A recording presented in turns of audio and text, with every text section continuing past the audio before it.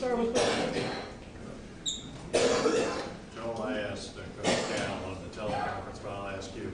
Seniors against freshmen, what do you look at as a coach to get a sense of, is that going well, is it not going well? Well, I think it has to do with who those guys are in the jerseys, the blue ones and the white ones tomorrow night. I don't know that when the ball's thrown up that anyone, says that this freshman or that senior is doing this or is that. I think it's how they're prepared in the days and the practices leading up to the game and how they've gone into it, what their approach is and what our approach is. That's what's, I guess, the most concerning thing for us at this point is, okay, what are we doing? What are our guys doing to best be prepared for tomorrow night? So what's the best thing you guys did on Saturday to change things around here? We won. Can you get less specific? I think the guys had fun. I think they were excited to be back at home. So I think they were into the preparation. They were into the process that we have, now become aware of as young guys of what is necessary to be successful in this league. I think also, during the game, our guys now are much more equipped to handle all different, I guess, situations. We've been through a lot. We've been up, we've been down, we've, been up, then blitzed, like we did at A&M. We've not shot the ball well. We've made shots early, we've made shots late. We've had different guys play well during different times of the game. So I think it's more of just a comfort level with our guys that we're starting to see, and they are comfortable with whatever happens. I think what you've seen early in the year is this happened, that's a first, then that happened, that's a first. So for our guys, I think now we're experienced. We're still freshmen, we're still inexperienced sophomores at times, but for them it's there's a comfort level, I think, there for them that is definitely starting to show in their play. Joe, did you sense any kind of weight being lifted with finally getting the win from the kid? I think they were excited. Yeah, they were thrilled to win. I think they knew that it was a big win. I think they knew that Alabama was a very good opponent. I think from playing against some of those guys growing up, I think that through our preparation, they were able to see how good Alabama had played. They know that they had, had a couple wins recently over some teams and some teams that we had recently lost to. So I think for our guys, understanding how good everybody is and how hard everybody plays, and it's going to be the same thing again tomorrow night. We'll go into Bud Walton Arena, and it's going to be loud, and you're going to have a group of guys that have not beat Kentucky since they've been there at Bud Walton Arena, and that's something that I think our guys now understand what is on the front of their jersey and what that means to folks. I think they also understand what the name on the back of the jersey means to certain folks too, and that this is an opportunity for us to play well against said player.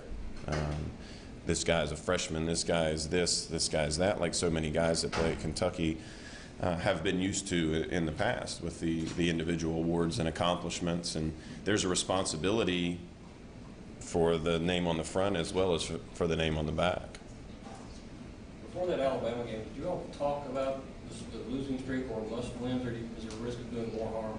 No. I mean, we talk about just preparing for each game and controlling the things that you can control, and that's your preparation, that's your sleep, that's your habits that you're building, that's your eating, that's your lifting, and get yourself ready. That's what we talk about. We're going to go play another game tomorrow night, and how they prepare is going to be paramount for what we believe is going to be a big-time atmosphere against an experienced backcourt with a tremendous front court player. And we've just got to be ready to play each possession and then be ready to play possessions for 40 minutes. What challenges stand out that Arkansas is going to present to you guys? I think, you know, first of all, when they play at home, they play with a great pace. They play with, you know, a fever on defense, and they're a team that really tries to get after you and put pressure on you both on offense and on defense. So we have to first be ready for transition. I think that's always something that's important down there. And then you've got to be alert, and that's sometimes something that, you know, especially some of our guards are not always alert off the ball, and we've got to be ready to play for the entire shot clock. Kevin has the two early fouls, doesn't play much in the second half, or the first half. Then PJ, the early turnovers, but they both have a successful second half. Is that a big step forward to show guys they can kind of come back from earlier mistakes in the game? Yeah, I think, you know, at this time of the year, I think all of our guys are taking steps forward. And it's, you know, you could say that, you know, kind of just what I just said, you know, off the ball defense is something that we talk, you know, with some of our guys about. And then, you know, Shea has 2 big steals down the stretch the other night, you know, against Alabama. So it's something that our guys have to understand the next play. And I think with young people, that's what we're working towards is them moving towards the next play. So yes, I think there was big steps, and I think those guys understanding, okay, what's happened has happened, but there's going to be plenty more possessions, plenty more plays to be made, and then to be ready to go and make them. Carol also said that you guys are still working on getting in a rhythm of how you want to play, your style, I guess.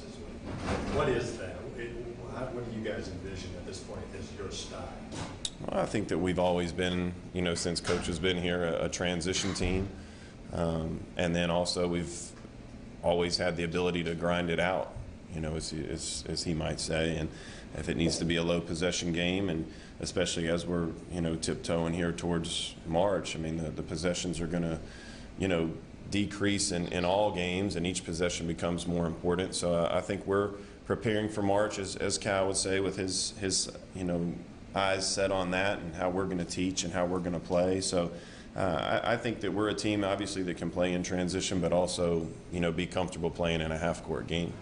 In the preparedness for this past game, was there an extra edge or energy that you saw in practices, in the film sessions, that came out on the court and in the play yesterday?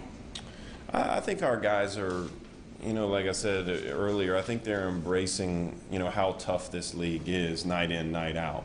You know, there's no game that you can just kind of roll out and play. So I think they understand, and especially, you know, on Saturday with Alabama, partly just because they played probably against, you know, Colin Sexton. They played with him at some USA basketball stuff. They understood who he was. They'd also played against John Petty on some of the circuit stuff. So these guys understand the quality now of everybody in our league, not just the guys that are their age. And that will be, you know, extremely important tomorrow night, just because of the age difference, you know, in some of Arkansas's players and some of ours. How much of a positive impact is it on the mental game of people like Quade Green that, you know, when Knox and some of these other big scores go out, that they're able to step up and bear the weight of the team, at least for, you know, a half or however long? Yeah, and I mean, Quade is a tremendous scorer, and that's what we need out of him, is to be ready, to be engaged on offense, and you know, we're asking him to do a lot. And a lot of these guys are being asked to do a lot, and he's a guy that has always been ready, and I think he's put some extra time in over the last couple weeks, and has earned his success, you know, like that he was on Saturday. And happy for Quade, but also know that right now there's a responsibility to be ready to do that every game. They're a big guy, Arkansas freshman, big guy. What stands out when you look watch him play? I think he's extremely active. You know, and those are the guys that, you know, are really, really talented, and, you know, similar to some of the ones that we've had here. You know, he can fly up and down the court on both sides, and can impact the game when he doesn't have the ball. But then when he does have it, I think he's got, you know, a tremendous package of offensive moves. And but I think, you know, before we go into any of that, he just plays really, really hard. And that's something that young guys across the landscape of college basketball, that struggle to do consistently. And he's been a guy that from what we've seen and from what I've seen personally, seems to play hard every single play. And Barford and Macon, they're two different players, right? Two different styles of play. Yeah, absolutely. I mean, I think their entire backcourt, is very different. They're all unique, but they're three guys who can give you fits, at different points of the game, and throughout each possession, you're going to get hit with all three of them. So you've got to be ready. You've got to be engaged on the ball. You've got to be engaged off the ball, and you've got to be ready to play fast. But then you've also got to be ready to play the possession out as well.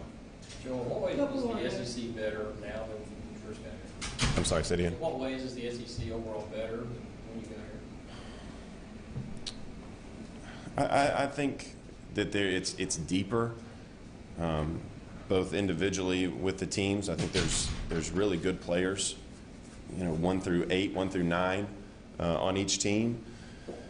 That's impressive to me. I think it's experienced as well. I think you have some guys that have been through the battles of the SEC, and the league has just improved each year, so then those players are getting better. And then flip that back, I think those guys get better by playing against really good players, similar to what we talk about here. So I think that is the number one reason why the league's better. The players. I mean, the players are what makes anybody go. And this is in no disrespect to anyone that was here when I got here, but I think you have some really good coaches, that have come into the league the last couple years. And I think that is, I think that's head coaches, and I think that's assistant coaches. I think you look across and the benches on this league, and very similar to ours. I mean, you have a guy like Kenny Payne, who's an assistant coach here. You have a guy like Tony Barbee that's on our staff that have been through the entire walk of college basketball, and I think you can find that maybe not as good as the staff that we have, in my opinion, and with those two guys especially, but across the benches in our league, I think you have some very, very, very good coaches. And how much does Arkansas feed off turnovers, and how well do you think you guys are with ball security? I mean, I think it's the number one thing for us. I think Kyle even said that on the teleconference today. You can't have live ball turnovers. You can't have unforced turnovers where you don't have an opportunity to set your defense. That's a big part for us in any game. I think when we have a chance to set our defense, use our length, use our athleticism, we're much better than if we turn the ball over and we're playing at a disadvantage, and you allow that team to tilt the court, and run downhill at you, and you're going uphill. So it's something that's going to be very important for us to take care of the basketball early in the possession, and then also make sure that we get as many quality shots as possible. Anything else? Thanks, everyone. Cool.